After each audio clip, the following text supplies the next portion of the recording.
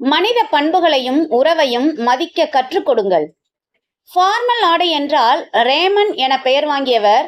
ஒரு காலத்தில் அம்பானியுடன் போட்டியிட்டு தொழில் செய்தவர். இவருக்கு 2 மகன்கள். மூத்த மகன் பல ஆண்டுகளுக்கு முன்பு குடும்பத்துடன் வந்து நீங்கள் யாரும் வேண்டாம் என்று சொல்லிவிட்டு சிங்கப்பூருக்கு போய் செட்டில் ஆகிவிட்டார். 2015 இளைய மகன் கௌதம் சிங்கானியா பெயரில் கம்பெனியை மாற்றி நிர்வாக இயக்குனர் ஆக்கினார். எல்லா சொத்துக்களையும் மகன் கௌதம் சிங்கானிகா பெயரில் மாற்றி எழுதினார். அப்பாவின் ஒரே எதிர்பார்ப்பு மகன் வசிக்கும் ஜே.கே. இல்லத்தில் தானும் தங்கலாம் என்பதாக இருந்தது. ஜே.கே. ஹவுஸ் இந்தியாவின் மிக விலை உயர்ந்த 2வது வீடு. அம்பானி வீட்டுக்கு அடுத்தபடியான விலைமதிப்பு கொண்டது.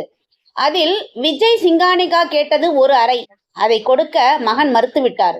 அதன்பின் அப்பா மகனை திட்ட கம்பெனியின் அனைத்து பொறுப்புகளிலிருந்தும் அப்பா விலக்கப்பட்டு விரட்டியடிக்கப்பட்டார். இப்போது தனது 85வது வயதில் மும்பையில் ஒரு அபார்ட்மெண்டை வாடகைக்கு எடுத்து வசித்து வருகிறார் விஜய் சிங்கானிகா. செலவுகளை சந்திக்க பணம் போதவில்லை, வறுமையில் இருக்கிறேன் என்கிறார். பிசினஸ் பிஸ்தாக்கள் தங்கள் பிள்ளைகளுக்கு மனித பண்புகளையும் உறவையும் மதிக்க கற்றுக் கொடுக்க வேண்டும். சும்மா பணம் சம்பாதிக்க கற்றுக் கொடுத்தால் மட்டும் போதாது, இல்லையெனில் அது நமக்கே வினைப்பயனாக வந்து முடியும்.